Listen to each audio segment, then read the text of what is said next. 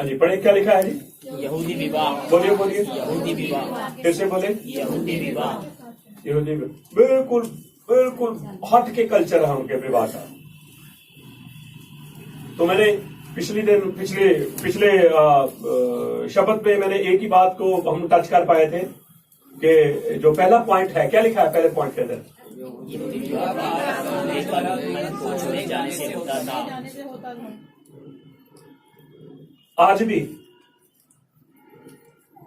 बहुत सारे परिवार ऐसे हैं, जैसे हमारे बहुत सारे कलीसिया में ऐसे परिवार हैं जो वाकई बहुत प्रभु में सीरियस हैं, और बहुत सारे ऐसे भी हैं, ठीक है कोई नहीं संडे चर्च जाना है या फ्राइडे को चर्च जाना, कोई बात नहीं, ऐसे सीरियस नहीं है। कई बार क्या होता है, बाइबल का प्रचार किया जाता है निशान को या वैसे भी बातों में, तो बहुत सारे लोग ये कहते हैं कि आज का सारा प्रचार हमें सुनाया गया है। क्या कहते हैं? नहीं, हमें सुनाया गया। बिल्कुल, उन्होंने इस बात को लिया, हमें सुनाया गया, और याद रखें उनको शिक्षा दी गई थी उनको, लेकिन उन्होंने लिया कैसे? हमें सुनाया है। उन्होंने इस बात को तो लिया नहीं कि हमें शिक्षा दी गई है। कोई कभी भी देखना ना, कोई भी पास्टर नाम लेके नहीं बोलेगा, डायरेक्ट बोलेगा। कैसे बोलेगा? फिर उसको पता होना चाहिए, अगर मुझे सुना रहा है तो मेरे लिए शिक्षा है। लेकिन वो क्या करता है? उस वचन से ठोकर खाता है। तो यीशु मसीह कहता ठोकर का लगना जरूरी है, ठोकर का लगना, वो भी वचन से ठोकर खाएंगे तो वचन पूरा होगा। ठीक, अच्छा सुने, हम कहते हैं जी प्रभु पास्टर जी ने आज हमें वचन सुनाया है। यस, आपको सुनाया है। आपने इस तरीके से लिया कि मुझे सुनाया, पास्टर ने आपको शिक्षा दी है। क्या दी है? शिक्षा। कि अगर मेरे में कमी है या मुझ में कोई घटी है तो मैं उस कमी को क्या करूं? दूर करूं, उस घटी को दूर करूं। अगर आप ये कहते हैं मुझे सुनाया, क्योंकि आप अपने आप में नहीं कहेंगे, दूसरे को कहेंगे मुझे सुनाया, आप और थोड़ा सा पाप को अपने जीवन में जगह दे दिए, आप और बुराई में थोड़ा सा अंदर चले गए। पास्टर तो चाहता था कि आप बाहर आ जाओ, लेकिन आप बुराई में और घुस गए हैं। हालेलुया, समझ लगी? कई दफा ऐसे भी होता है ना, मुझे लगता है यार आज मान लो कोई चर्च नहीं आया, तो मैं ये कह रहा हूं आजकल यार लोग चर्च ही नहीं आते, तो अब जो नहीं आने वाले वो तो लगेगा ना यार हमें पाजी कहते। अब उनको ये, अब अगली बात में तो मैं ये कहूंगा ना कि चर्च आना हमारे लिए बहुत जरूरी है। अब ये बात को ले लिया, पाजी ने कह दिया जी चर्च नहीं आते जी, पर अगली बात तो उन्होंने सुनी नहीं। क्यों इस बात को बोला जा रहा है आप चर्च नहीं आए? क्योंकि आपको चर्च आना बहुत ही जरूरी है। आपकी आत्मिकता की बढ़ोतरी होगी, आपकी परेशानियां समस्याएं, जब आप आत्मा में बढ़ेंगे तो परेशानियां समस्याएं छोटी छोटी होती जाएंगी। अगर आप संगति नहीं करेंगे सौल की तरह, तो फिर गोलियत बड़ा बड़ा बड़ा बड़ा बड़ा होता जाएगा।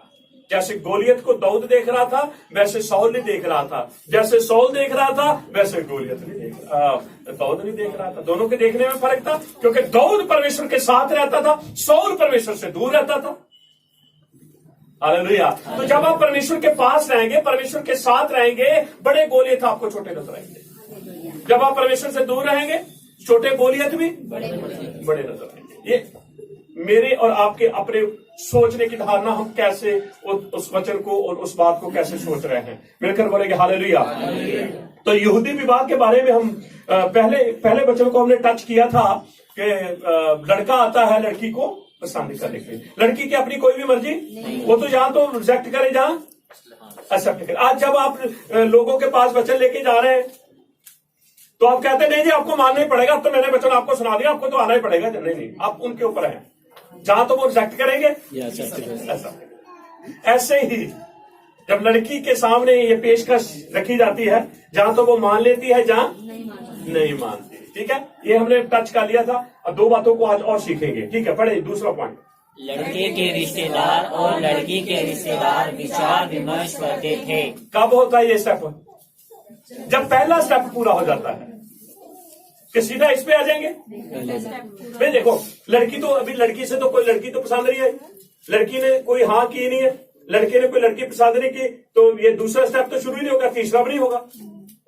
तो स्टेप बाय स्टेप उनके काम जो है वो आगे बढ़ते हैं। ठीक है, एक बार फिर से पढ़ें दूसरा। लड़के के रिश्तेदार और लड़की के रिश्तेदार विचार विमर्श करते थे।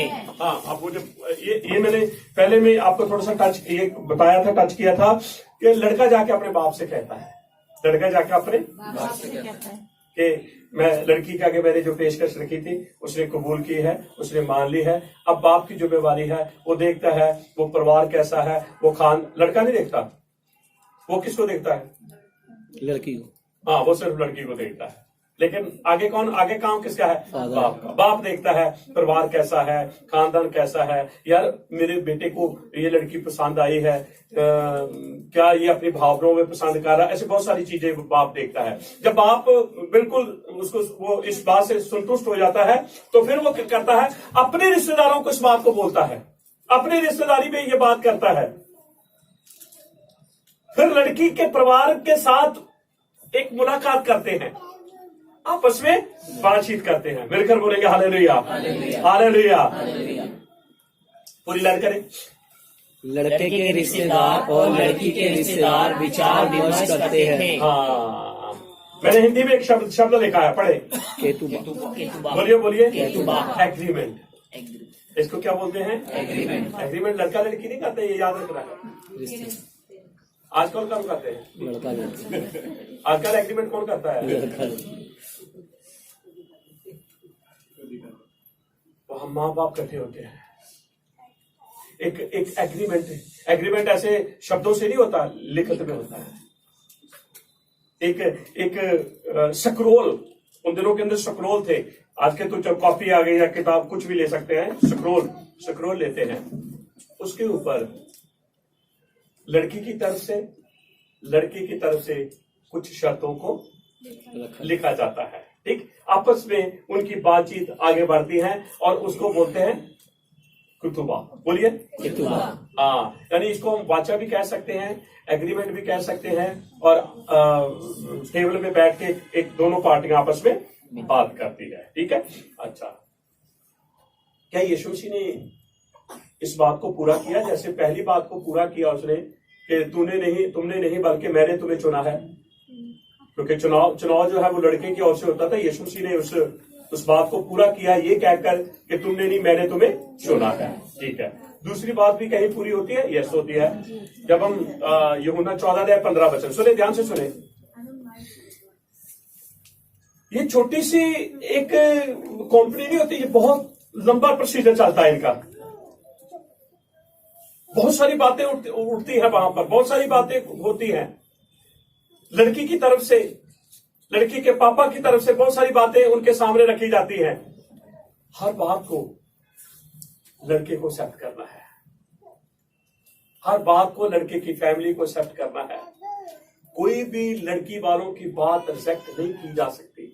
यहूदी शादी के अंदर, मैं अपने भारत देश के कल्चर के अंदर की बात नहीं कर रहा हूं, मैं यहूदी शादी के अंदर कह रहा हूं कि लड़की के परिवार की हर बात लड़के के परिवार को एक्सेप्ट करनी पड़ती है, अगर उसी लड़की से लड़के को शादी करनी है तो।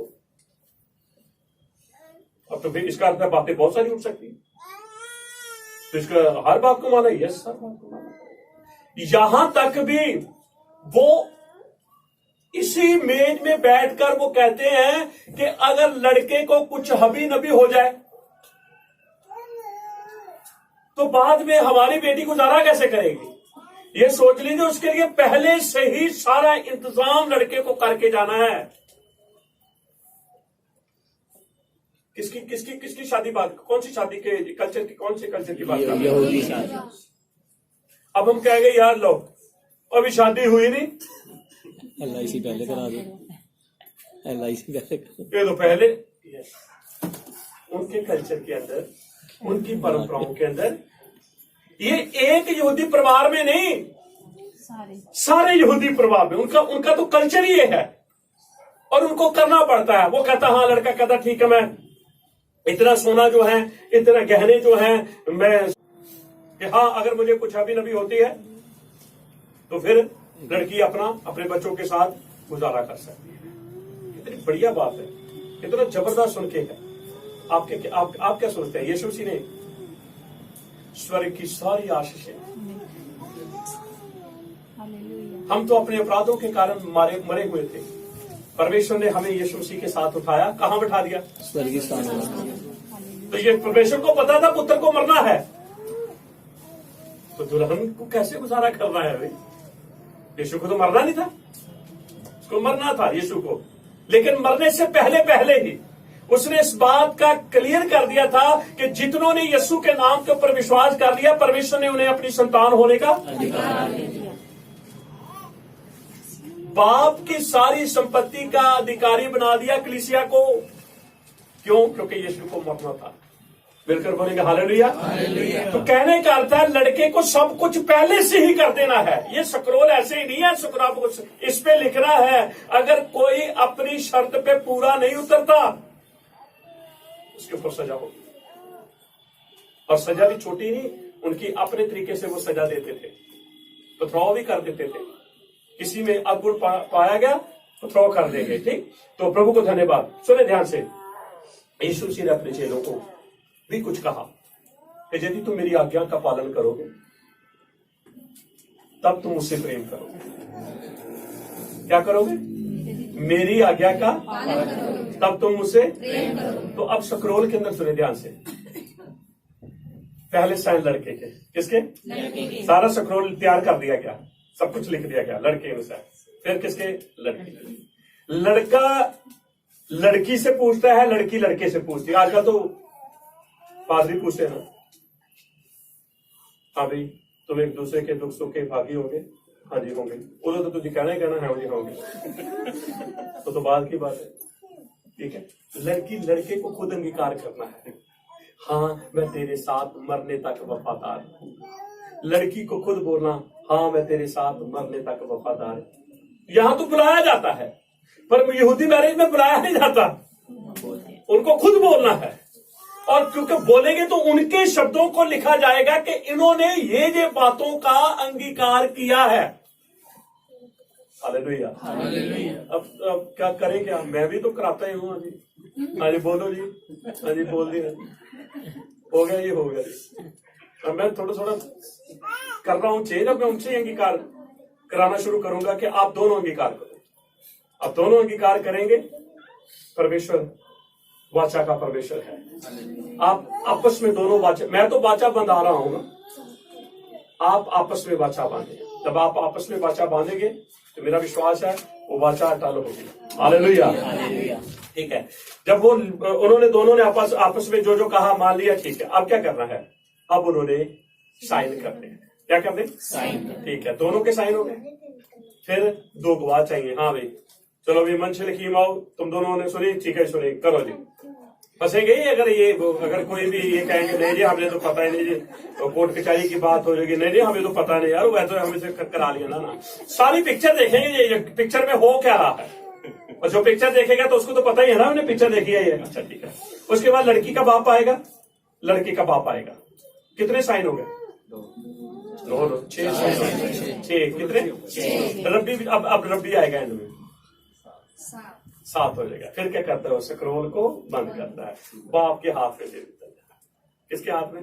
लड़की के बाप के नहीं, लड़के के बाप। ठीक है, ठीक है। आगे तीसरा पॉइंट चले। जिस मेज की शर्तें निर्धारित की जाती थी उस मेज पर चांदी का रखा जाता था। अब क्या होता था? बातचीत होने के बाद खाना पीना वो तो होना ही होना है, लेकिन उसमें एक स्पेशल जो चीज होती थी वो थी एक चांदी का। चांदी जहां जहां बाइबल के अंदर चांदी आएगी, जहां वहां छुटकारे को, चांदी किसकी ओर जाती है? हालेलुया। एक बहुत बड़ा छुटकारे की वो वाचा बांध रहे। ठीक, उसमें दाखरस रखा जाता। क्या रखा जाता? दाखरस। आपको पता है पहला घुट कौन पीता है? लड़का। पहले फिर तो झूठा पी लेगी वो? नहीं, पहले अब देखो हस्बैंड वाइफ हो गए फिर तो खाना पीना खा सकते हैं इकट्ठे। अब तो पहली मुलाकात है ना, उसमें तो थोड़ा सा नाक मुंह ऐसे टेढ़ा मेढ़ा हो सकता है। तो पहले किसने पीना, फिर किसने पीना, लड़की ने। ठीक, सुने ध्यान से सुने। वहां पर वो जीने और मरने का वादा करते हैं। क्या करते हैं? जीने मरने का। तभी तो ये सारा कल्चर है भारत देश के अंदर भी आज भी जीने मरने की कसमें खाई जाती हैं, और जब वो होती नहीं है फिर सच में मारी जाते हैं। कुछ सुसाइड कर लेना, कुछ कर लेना, कुछ कर। एक सुने ध्यान से। तो पहले वो लड़का पीता है और फिर लड़की पीती है। तो वो क्या कहते हैं, मेरा जीवन, वो खा रहे हैं एक दूसरे का जूठन। मैं अपना जीवन तुझे दे रहा हूं और वो कह रही मैं अपना जीवन तुझे दे रही हूं। ठीक, अब ये तो यहूदी कल्चर में हो रहा है ना। आपको पता है जब प्रभु भोज यीशु मसीह लेने के लिए आए, यीशु मसीह चेलों के लिए प्रभु भोज कहते हैं, वहां चांदी का प्याला रखा जाता है। किसका? अगर हम पसाह को देखें, क्योंकि पसाह की ही कॉपी है वो, पसाह के दिन ही वो पसाह को मनाते हैं इस तरीके से, लेकिन वहां पर ये नहीं देखते कि रब्बी जो है वो एक दूसरे को ऐसे देते हैं वो प्याला। वहां 4 प्याले होते हैं। कितने? 4। हर प्याला एक अलग दिशा की ओर हमें इशारा करता है, लेकिन हम एक पहले प्याले के ऊपर देख रहे हैं, चांदी के प्याले के ऊपर, क्योंकि वो मैरिज के अंदर उसकी एक खास अहमियत है। क्योंकि वही यीशु मसीह ने आगे जाकर जब चेलों के साथ प्रभु भोज करने के लिए बैठा तो वहां भी चांदी का प्याला रखा गया। तो उनके मनों में भी तो आया यार चांदी का प्याला तो जब लड़का लड़की से शादी करता तब पीते हैं। और यहां भी क्या हुआ, जब यीशु मसीह ने प्याला लिया, शुक्र किया, चेलों को नहीं दिया, खुद पिया। किसने पिया पहले? यहां क्या होता है ना, यहां पहले लड़कियां पीती हैं। तो पूरी तो आप भी लड़के ही हैं, एंड में पादरी पीता है। जी नहीं, पहले उसको पीना है, पहले उस प्याले में से उसको पीना है। और यीशु मसीह ने पिया, फिर आपको पता है किसको दिया? फिर उसने यूहन्ना को दिया, फिर उसने यहूदा को दिया, फिर ऐसे सारे चेलों को दिया। मिलकर बोलेंगे हालेलुया, हालेलुया। तो जब ये बातें यीशु मसीह कर रहा था तो उनके दिमाग में कहीं ना कहीं बात खड़क रही थी, ये क्या हो रहा है? तो ये तो होते, जब हम कोई काम ऐसा करते हैं, हम कहते नहीं यार मतलब गुलगुले बना लिए गुड़ वाले, हम कहते यार ये तो कब बनते हैं? शादी में बनते हैं। समझे लगे कि नहीं? जब लड़की को तेल चढ़ाते हैं, लड़के को तेल चढ़ाते हैं तो वो बांटते हैं ना। हाँ, कहते यार ये तो शादी। तो ऐसे ही उनके दिलो दिमाग में भी ये बात कहीं ना कहीं खटक रही थी, यार ये तो कल्चर जो है, ये तो सारी बातें शादी के टाइम होती हैं, आज क्यों हो रही है? लेकिन ध्यान ही हो रहा था कि प्रभु ये आप इस कल्चर को क्यों पूरा कर रहे हैं?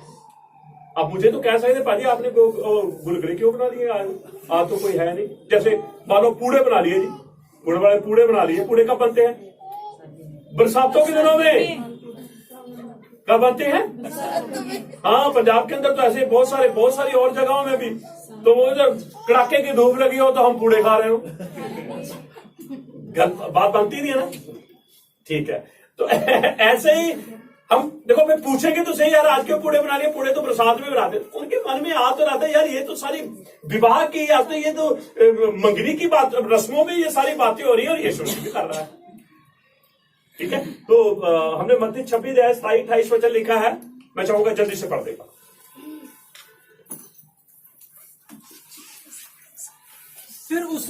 फिर उसने कटोरा लेकर प्याला लिया, धन्यवाद किया और उन्हें देकर कहा कि तुम सब से पियो। अब देखो, अब मैंने आपको कहा कि पहला घूंट जो है वो लड़के को पीना पड़ेगा, तो आप कहेंगे यार हमारी बाइबल में तो ऐसे लिखा है। भाई जी वो इनडायरेक्ट बात हो रही है, डायरेक्ट बात नहीं हो रही। उसने शुक्र किया, शुक्र करने के लिए कुछ तो बोला होगा, फिर उसके बाद घूंट लिया होगा और फिर चेले को दे दिया होगा।